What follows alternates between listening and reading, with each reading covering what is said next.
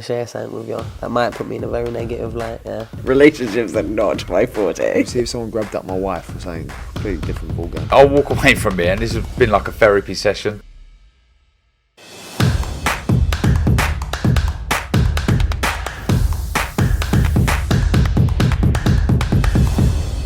Razaban IFL TV proudly sponsored by Everlast.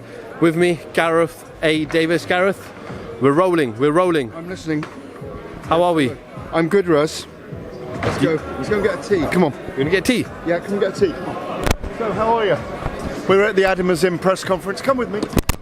Yeah, let me take the mic. Yeah. So I'm just going to go and get a tea for you.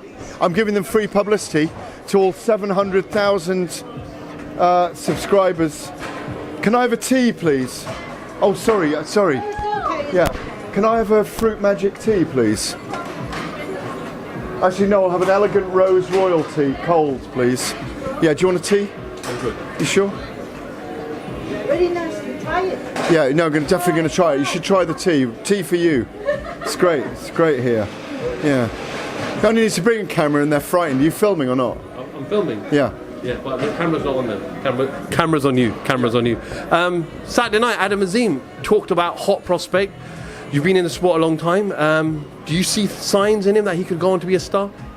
Oh no, he can definitely go on to be a star. What's nice about him is that he's got all the explosive, exciting qualities that make you sit on the edge of your seat. That he literally, it's like flicking a button with him, or like flicking the switch. He's either off or he's on. When he's away from boxing, when he's outside, he's a quiet dormouse, isn't he? He's a man who hasn't grown into being a man yet. He's a quiet man. He's almost a boy outside, and we're going to see him develop. That's what's so fantastic. Because once you flick that switch in the ring, he's got all the thrills and the spills that he's going to give us every fight. If he gets knocked out, he's still going to fight like that in the next fight. It's going to be an amazing journey. We don't know yet whether he can take a big clatter on the chin. We don't know if he can go into the trenches. We haven't found out about his deep heart yet. It's all right, isn't it? So all those things are going to be fascinating to find out. So I'm really, really excited about the journey. It's brilliant that a fighter who's 7-0 or 6-0 is getting a chance to headline like he did against Ryland Charlton on a Sunday last year. He can carry these events, there's no doubt about it. He believes in himself. So I think it's a very exciting journey, and it's always exciting. Thank you very much. It's always fun to be in on the narrative of someone's journey, see them grow. You know, I did it in the past with Amir Khan and Nassim Mohammed and Carl Froch and Joe Calzaghe, Anthony Joshua, Tyson Fury, all these guys.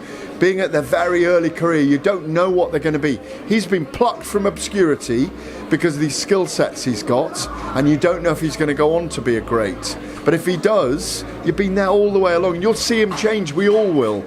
And you know, he's from a section of the community that now loves boxing, the British Pakistani Muslim community. So he loves boxing. Amir Khan helped that, of course. And it's just fascinating. I think the British public are going to get behind this kid. So this is his chance to show that he can carry an event and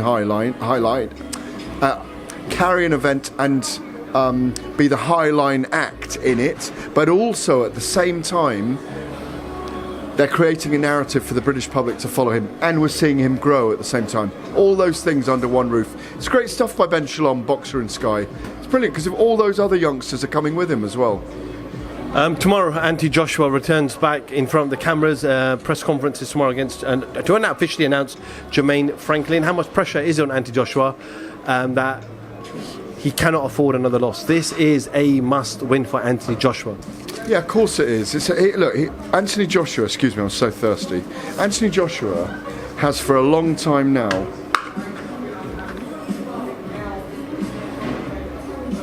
How is it? Oh, Razza, you should have got one. Yeah. That rose tea is gorgeous. Anthony Joshua, I feel back to normal now. Anthony Joshua for a long time has been a victim of his own success. 12 world title fights in a row. There's a lot of criticism about who he's fighting right now, and Jermaine Franklin, who's in the top 30 in the world, not in the top 10 or the top 5 in the world at heavyweight. But he just needs to get his confidence back, and he needs to get a highlight reel, viral knockout under his belt so that everyone remembers the last performance and the last thing they saw.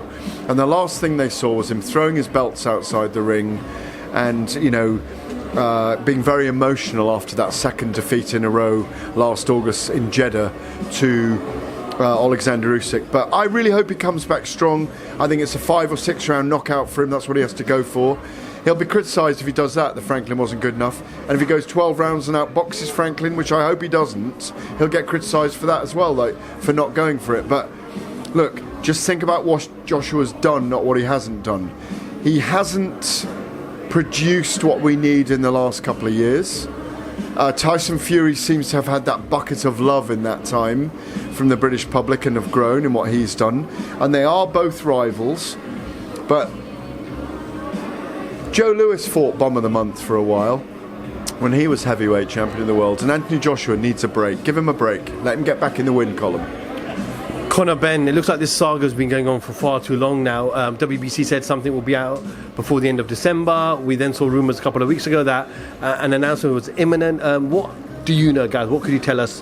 What have you heard? What is going on in the background, and when can we expect some news? Do you know, I know as much as you do on this. I thought there was going to be a statement from the WBC last week. I was warmed up towards that. And then they've decided to pull the statement. It's a very odd scenario. Maybe information's being shared with UKAD and the Boxing Board of Control as a result of that 270-page report. Oh, it's dragged on far too long. 4 months in the making. It's just far, far too long for a situation of this case. Never known anything like it. Obviously they're trying to clear his name and get him back into the ring, but when you hear Eddie Hearn saying yes, we're going to have a fight for him soon, he's going to be back in the ring, when Conor's saying to the board in his social media, you'll be hearing from my lawyers, let's hope so, because that's what they need to hear from his lawyers. Listen, I want the kid to clear his name, I want him to come back and box again. You don't want him never to box again, but you know, it's shameful that we've had to wait so long for it. Why has it taken so long to put all this evidence together? What is going on in the background? I can't wait to find out. With Eddie mentioning that Conor's going to fight soon, is that Eddie putting indirect pressure on the WBC to get this statement out and clearing his name? I don't think so. I think it's Eddie probably getting some soundings from someone somewhere, like we all did last week, that there's a resolution coming on this statement. And I imagine that's stage 1 of maybe 2 or 3, where they present the findings from the WBC VADA test, WBC CARES test, back to UKAD and the Boxing Board of Control for the VADA tests, voluntary anti-doping he did ahead of the Eubank fight, that they've now seconded to have a look at, or investigate. You know, that's the only way I see through this, because he can't never fight. Well, he could never fight with the British licence again, but it doesn't make any sense to do that. There's no reason in the world to have a testing process if you can just do that and not go through the proper procedure with the right authorities, in my view. So, no, it needs to be done properly, and it all needs to be done above board. If a statement comes out from the WBC clearing him, there are certainly further legalities that Conor and his team would need to go through with the board, because as far as we're concerned, Robert Smith came out, who doesn't normally do interviews. He came out a couple of weeks ago and he said, at the Yard Baturbia fight weekend, he said that he was still waiting for communication and information. So what is that showing? The fact that Robert Smith now is coming from cameras. He didn't say a lot, but he said very minimum and powerful words. I interviewed him, yeah. And he said he can't say a lot, but he hadn't had any cooperation from way back in October all the way. I spoke to him on TalkSport, I spoke to him myself privately, on the record. As he said, he couldn't say too much about the details, but he's still waiting for information from Conor Benn's team, i.e. his legal team, or not his promotional team, his legal team, over details that they want to know to be able to investigate the case. Well, we'll see what happens over the next couple of weeks. Just a quick one. Dazn announced a change to their pricing structure. Some people were not happy with how... People are never happy, are they? About, you know, it's gone up to $19.99. Obviously, it's shot up. I'm a subscriber to Dazn as well. There is an option, isn't there, to get it all for £100 odd a year. Prices rise, you know. But it wouldn't surprise me, because they've now got the big fights with Anthony Joshua. They've got the Misfits events. Whether that's Whether it was always a plan to up the prices, I don't know. But to go up from, what is it, $6.99 a month or $7.99 a month to $19.99 a month, $19.99 was a big hike. To suddenly get it on an email, I think it's quite high.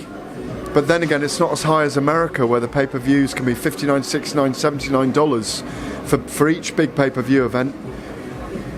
I mean, this is the world we live in. You have to pay for these things, and you know, it will be proven whether they've made the right decision on what happens to their subscriber bases. Will Anthony Joshua bring them more viewers? Will the Misfits bring them that different audience, viewer audience? That's what they're probably hoping, because you know, you look at the Misfits audience, they've got millions and millions of YouTube subscribers, and if they can only watch their guys on there, maybe they will end up paying for it, and that's a young audience. Time will tell on it. Just final one.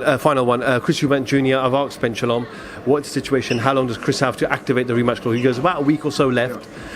Kalla has said, and I quote what Kalla said, he said, "We certainly haven't given any indication to Ben and his team that we want the rematch.